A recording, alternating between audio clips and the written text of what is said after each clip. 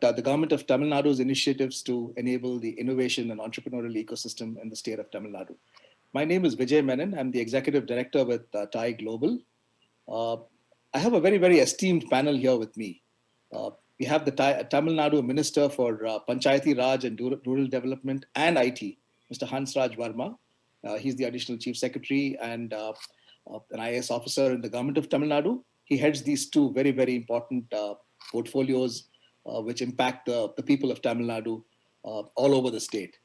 My second guest needs no introduction. Professor Ashok Jhunjhunwala is a world-renowned authority on what he's been able to achieve at the IIT Madras Research Park and the entire industry academia collaboration that he's brought about, and actually doing collaboration for solving problems as opposed to theoretical collaboration. My third guest on this panel is Ms. Neerja, and she's a general manager of NABARD in Tamil Nadu. NABARD being the National Bank for rural development and therefore funding into agriculture and agri-tech related issues. So I'm going to start off this panel by asking Sri Hansraj ji to tell us a little bit about the startup document that the Tamil Nadu government, the startup mission document that they had, the 2018 to 2023 startup mission document, which laid out the groundwork for enabling the entrepreneurial ecosystem. Some of the highlights of that, sir.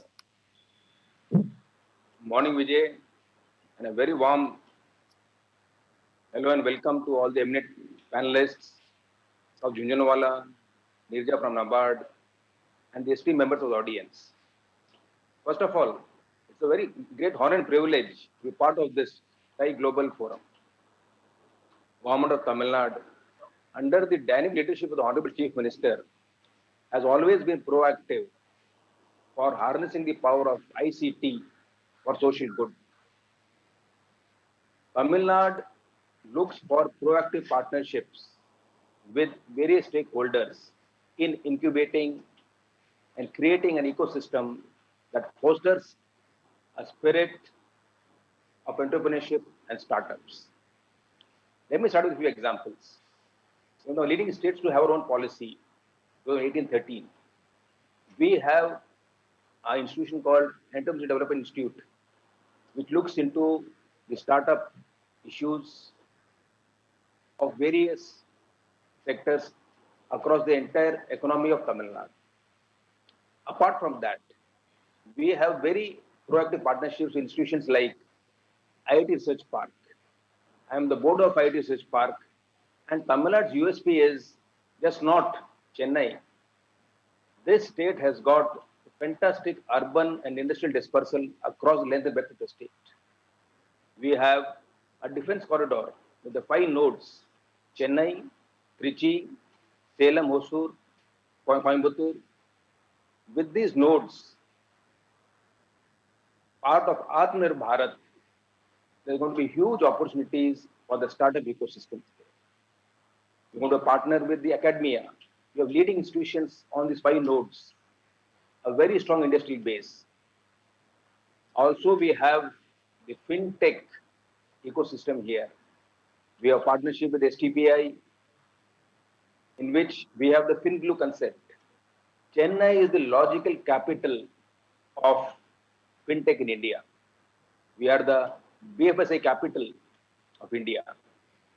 Apart from this, post-COVID, the scenario for development, the opportunities for development will move to the rural India, the tier 2 and tier 2 towns.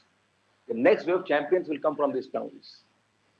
Government of Tamil Nadu is implementing this very, very ambitious BharatNet project of connecting every of the revenue villages, 17,622 revenue villages on high-speed broadband connectivity. We hope to cover 1/3 of these villages by March 31st and complete the entire exercise by November 2021. Once we have this high-speed broadband network in place, then this will unleash the inherent entrepreneurial talent, innate power of the people of Tamil Nadu. You have the best-in-class talent, the best throughput for any employee. Ask any sector, whether it's manufacturing or IT. And with this proactive government, which always looks for partnerships with the stakeholders, a policy in place, we also have the triple ITDM, Indian Institute of Information Technology Design Manufacturing, which is going to lead the innovation for Industry 4.0. Tamil Nadu has got the maximum MSMEs in India, and these MSMEs are going to ride on the 4.0, powered by the entrepreneurial ability of the people of Tamil Nadu, the startup ecosystem, and ensure that Tamil Nadu retains its competitive edge in manufacturing areas.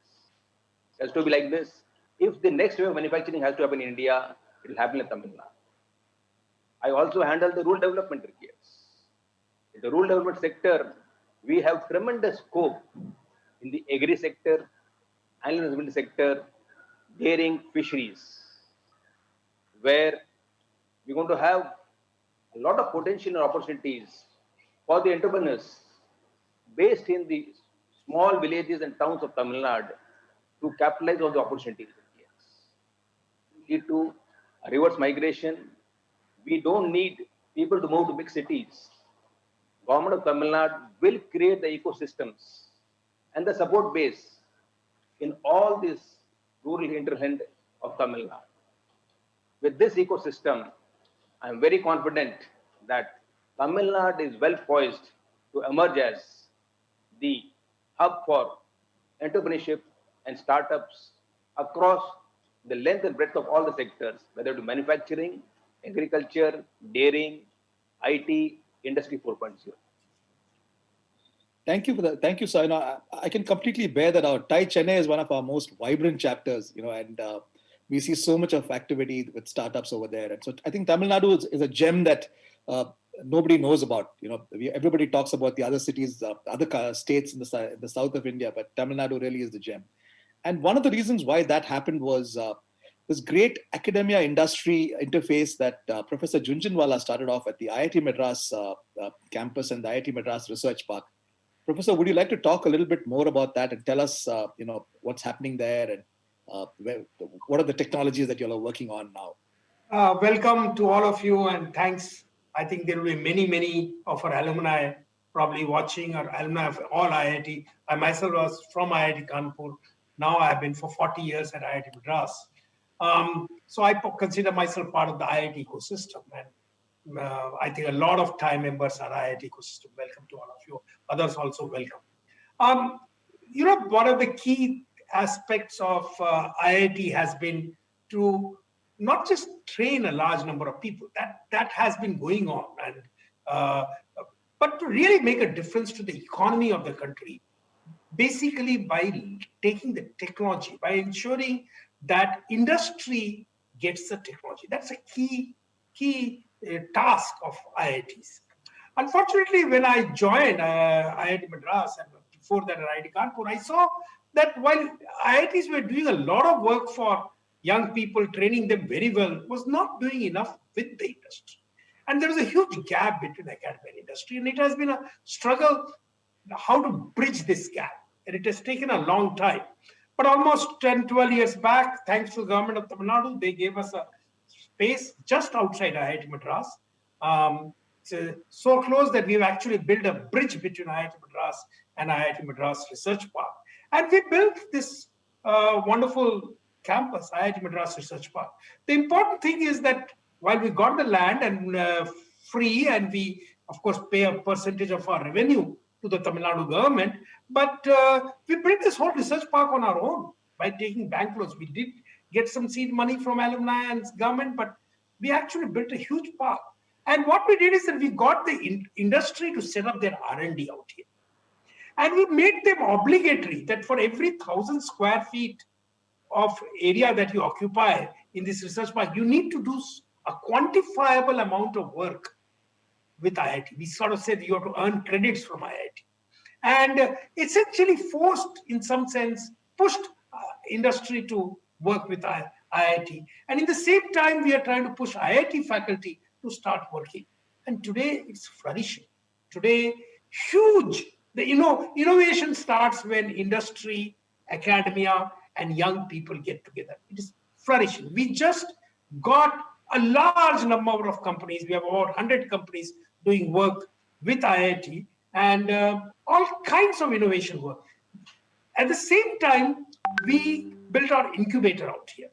And our incubator today has some 220 companies. It has, the value of its company is 8,000 crore rupees. So this is something that we created over the last 10 years. We ourselves hold a small percentage of that.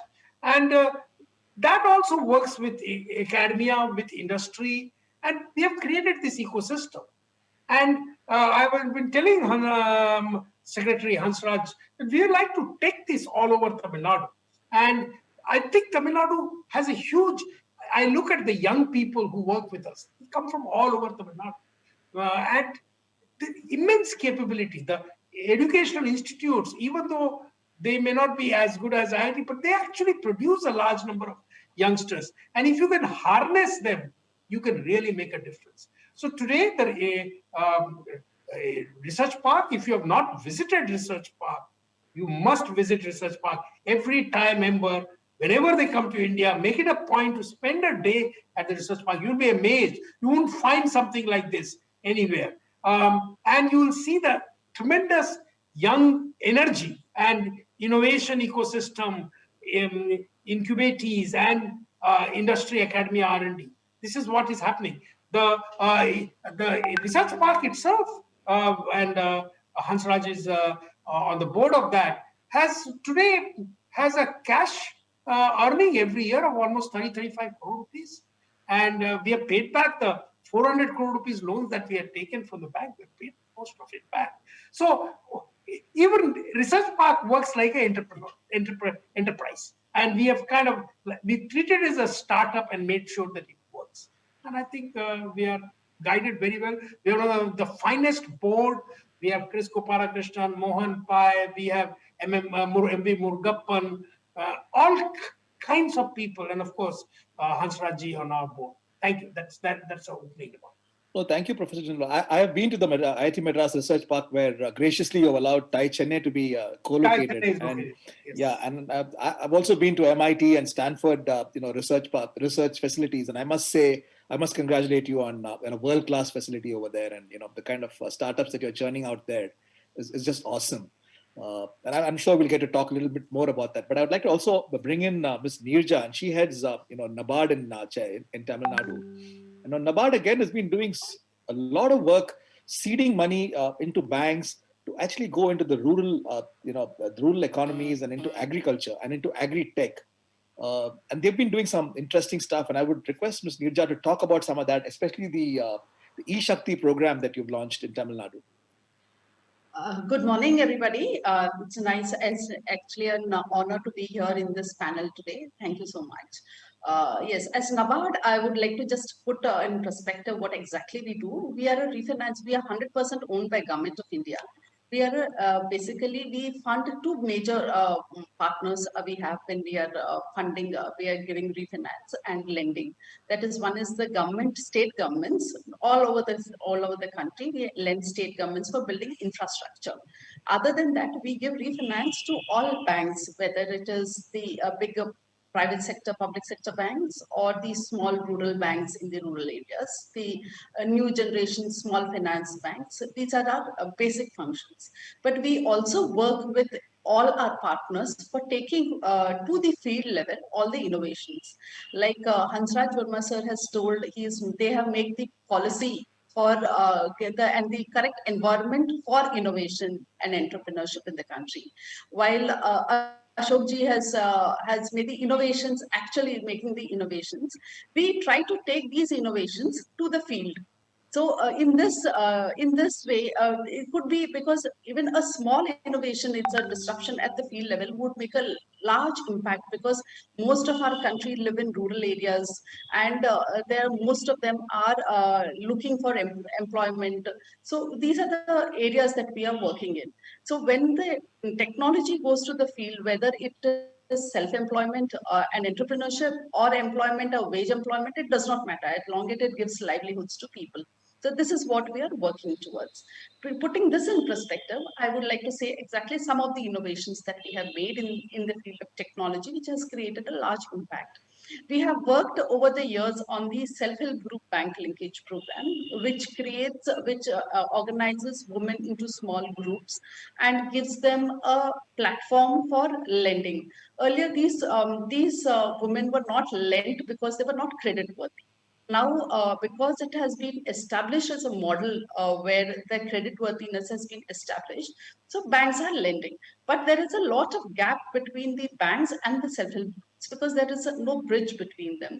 So we have one of our biggest programs that we have taken with the government of Tamil Nadu and the banking system in the state is bridging the gap between the self-help groups and that is the women in the rural areas with the technology and the banks. So it's not only that we are working towards this, but even the government of Tamil Nadu works in their state livelihood program. So we have made technology, we have established a technology which we call the e-Shakti.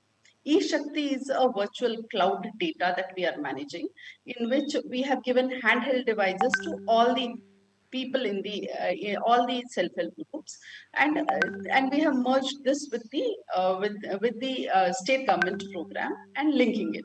So as we go forward, I would be telling you exactly how we are working towards this. This is one of the programs. Other than this, we help established producer organizations. We give technology to them so that they are able to access markets. So these are some of the innovations that have made a lot of difference in the state of Tamil Nadu. Thank you. Thank you, ma'am. Thank you. And coming back to you, Mr. Hansraj Verma, I think, Tamil Nadu is known as the SaaS capital of India, or probably the SaaS capital now, even of some parts of the world. I mean, with Zoho and Freshworks and others going global, really, I think you got tremendous momentum. Everybody who talks SaaS across the world wants to be in Chennai. Apart from that, of course, there's logistics, agri-tech, and deep tech also. Would you like to tell us something more about that and how this came about, and what is it that the government is doing to nurture it further? Just building on what Professor Junjunravel mentioned, just imagine the kind of human talent and potential that are available in Chennai. We have the IIT Research Park, IIT, we have the Anna University, one of the top-rated technical engineering colleges in India. We have the Tidal Park, we have the Ramanujam IT Park of Tata's, Ascendas, we have the Tysel Park for biosciences. I don't think any location anywhere in the world has got this kind of concentration of human talent and human potential. These kind of examples will be replicated across the major towns and corporations of Tamil Nadu, like Coimbatore, Trichy, Salem. Now, the very fact that Zoho, Freshworks have cemented and consolidated the name of Tamil Nadu and Chennai as the SaaS capital. If you think of SaaS, think of Tamil Nadu and Chennai. This kind of talent you have, I don't think you need another location. And building on what Girja was mentioning, the social capital of Tamil Nadu, leveraged by the power of IT, is just waiting to unleash the entrepreneurial ability of the women of Tamil Nadu. The women of Tamil Nadu who have been mobilized in self-help groups have got tremendous entrepreneurial ability. What they need is these kind of startups to help them in financial inclusion. They need credit, timely credit, adequate credit at reasonable interest rates. They need channel for marketing their products. They need technology for the rural industries. They need the power of technology for harnessing the power of rural tourism. Rural tourism is going to be the next game changer in terms of job creation. So with this kind of potential and spectrum that is available in Tamil Nadu, it is no surprise that it has inherently emerged as the SaaS capital of the world and India. Tamil Nadu is the land of unicorns. You will find n number of unicorns emerging from this sector in the days to come. So my appeal to all the members of the audience who are on this forum, that you must think of visiting Tamil Nadu, visiting Chennai and the other major locations like Coimbatore, Trichy, Madurai, and think of investing, setting up your establishments, your startups in this state.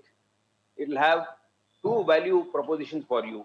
One is giving back to the society which has nourished you and taken you to this level in life. Second, it makes tremendous economic and business sense to invest in the sectors in Tamil Nadu.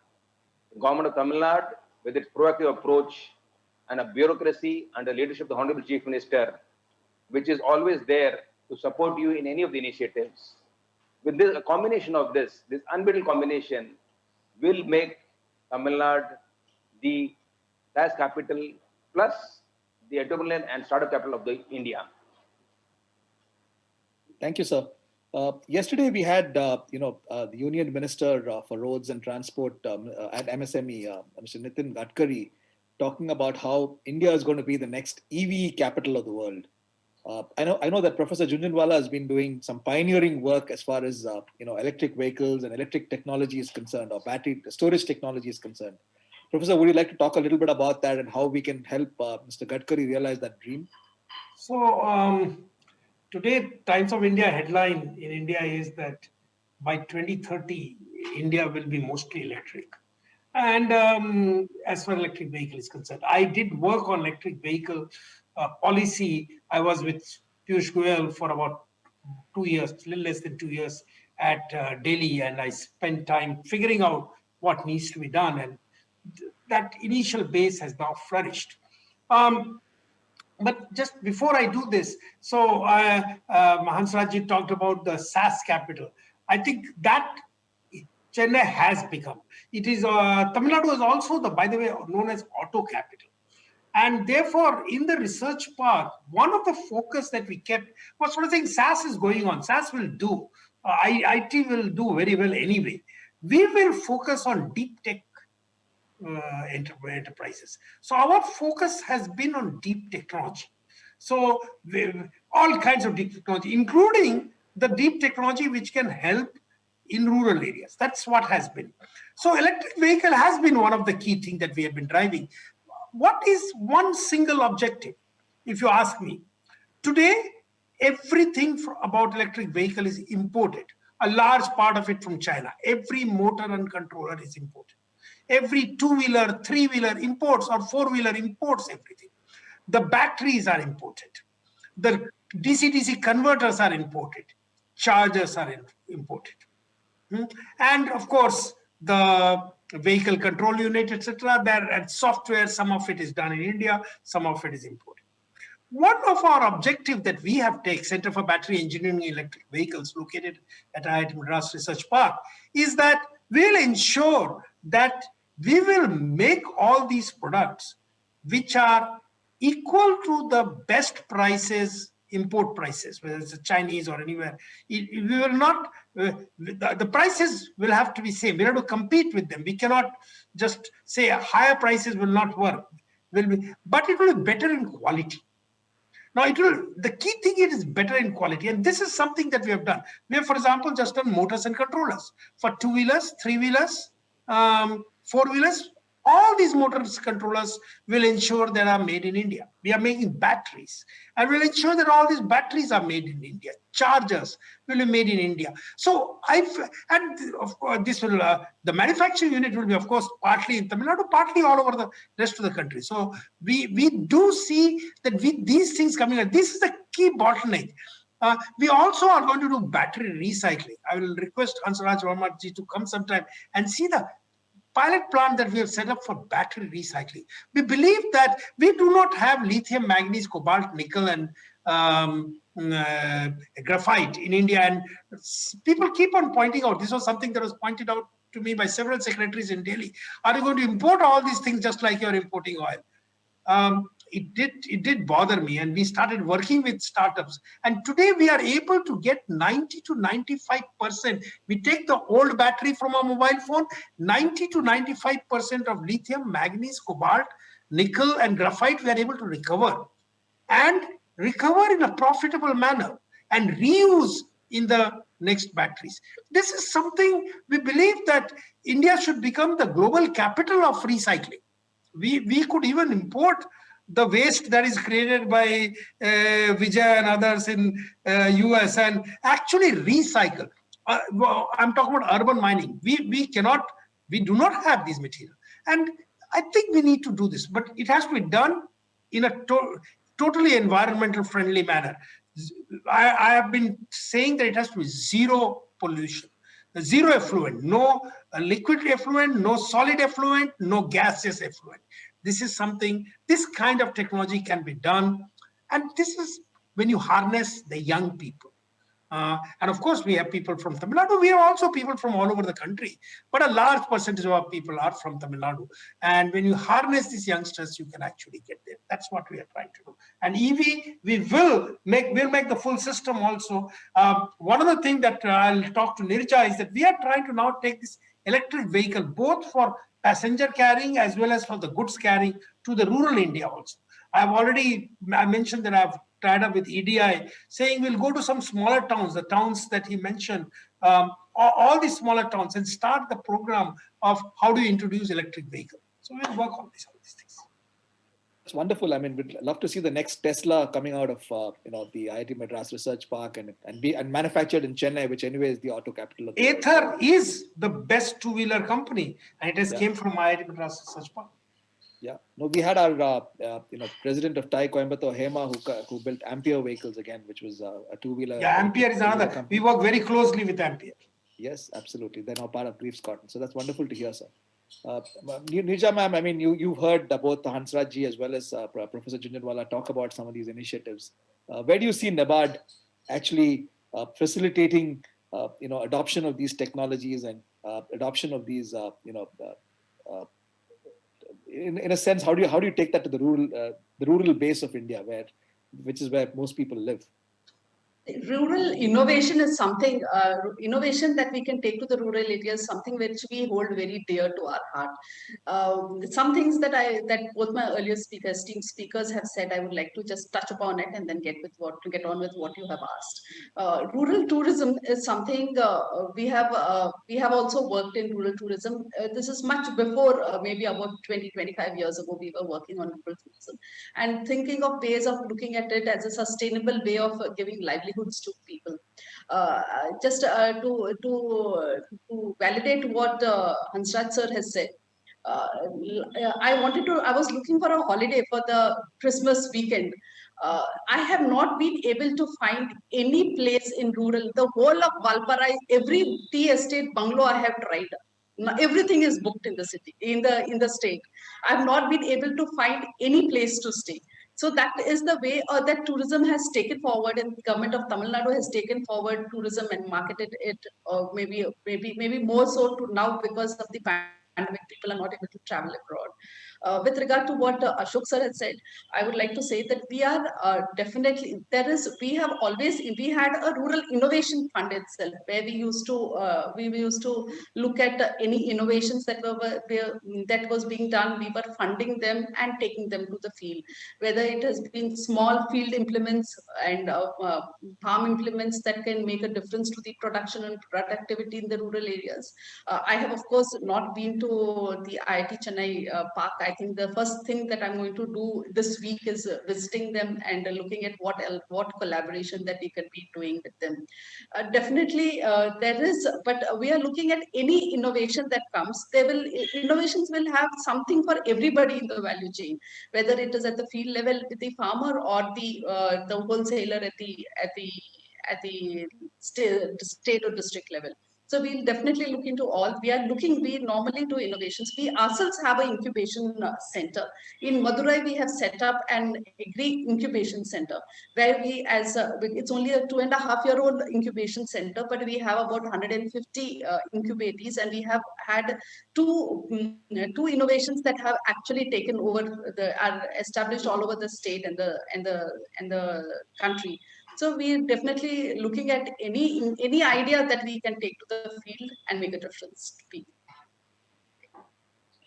Hansraj, I want to ask you, I know Tamil Nadu set up a startup fund of 250 crores. Where do you see that fund being deployed, and what are the areas that the government of Tamil Nadu sees as focus areas for investing in using that fund? Before I come to the fund, I like to add on what our esteemed speakers have spoken. First is use of deep tech for rural and social development. NABARD has set up an agri incubation center in Madurai.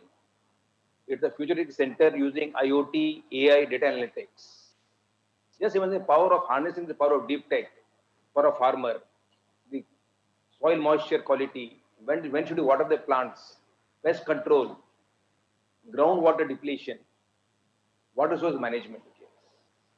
Water and agriculture are tremendous potential areas where entrepreneurs have already entered and are deploying IoT, deep tech, AI, data analytics for better productivity. End of the day, deep tech is only a means to better outcomes for the people of India. The other point regarding manufacturing. Tamil Nadu is just not the auto capital of India, it is also the electronic hardware manufacturing capital of India. The Sri Perumbudur cluster is well known, world renowned. We have the major electronics hardware manufacturing taking place in Tamil Nadu. This is the first option for any potential investor. Tamil Nadu has taken out a very progressive electronics hardware policy recently. Tamil Nadu will ride on the boom of EVs, the batteries, the accessories like chargers, other components will offer tremendous opportunity. We have plans, very proactive and progressive, fast-paced plans for setting up 2 electronic cluster manufacturing in Shrimudur belt in partnership with ELCOT, which is the nodal agency government of Tamil Nadu, and 1 cluster in Hosur. The key USP of these clusters is zero pollution. Tamil Nadu is very conscious of its social obligations. So in partnership with the leading experts from the pollution field, we have devised a formula, a method in ensuring that all these electronic manufacturing that takes place in Tamil Nadu in days to come will have zero discharge. All the heavy metals and other pollutants will be, through advanced technology, managed so that there is no discharge.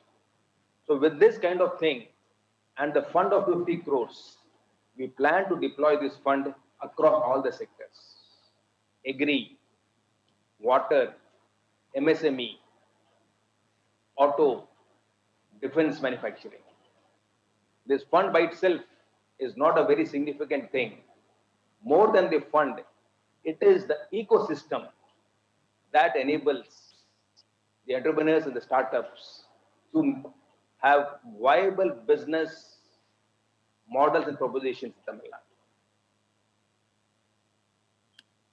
Thank you for that. So I think the fund will be a great stimulus that will bring in investors in these areas, and top it up with the government participating as part of that whole initiative. Professor Jhunjhunwala, any last thoughts that you have? I think we're almost out of time, but it's such a fascinating discussion. We could have gone on for another 1 hour. But any other last thoughts that you have? When you look at Tamil Nadu and say that the companies should look at setting up their R&D in Tamil Nadu, and maybe in Chennai, maybe in Research Park, because this has, in research and development, when it concerns deep technology, this has emerged as one of the best places. You can get the best people. You can really, if you start working with the faculty, for example, at IIT Madras, you will see that the kind of innovation that can be carried out. Every company which has set up in Research Park, I'm sort of saying that we have far exceeded our expectation when we start working. In the beginning, this industry-academia relationship is difficult because academia doesn't trust industry and industry doesn't trust academia. And that's the reason that bridge is required. And once you do this, it can make a huge difference. So I'll still point out that while there are some companies which are moving towards it, this is one of the best places for R&D. Others think that maybe Bangalore or Hyderabad or Pune, but I mean, I'm familiar with all of these places. They are good places. You could do things there and should do, but this is by far the outstanding place. And the kind of work that you can do is huge. I'll again request that any Thai member visiting India or that's already in India, please make it a point to come to the research park. Write to me, um, uh, and we will make sure that you are taken around and are able to see the kind of things that we are able to do. So help us in making India stronger. We are one step beyond. Our focus is, of course, we are located in Tamil Nadu. We will do whatever we'll do for things first from Tamil Nadu. But our objective is India. Our objective is to, we have set up a goal. In next 10 years, we'd like to create 1,000 incubated company every year from IIT Madras Research Park. These are the kind of goals that we are setting up.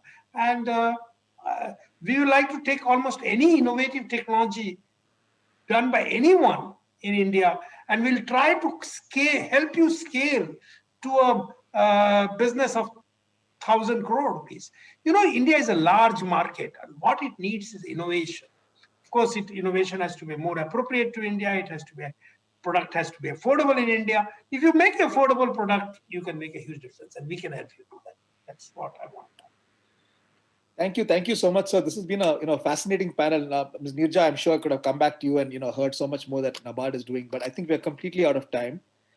Thank you for this, and I hope Nirja, you'll probably visit IIT Madras Research Park and take their help to to build as you build your research park in Madurai. And we look forward to meeting all of you when I visit India next. But thank you so much for this fascinating discussion and for taking time out to share this with Thai members across the world. Have a good day. Thank you, Vijay. Thank you very much. Thank you. So Thank much. you. Thank you, sir. Thank you. Thank you.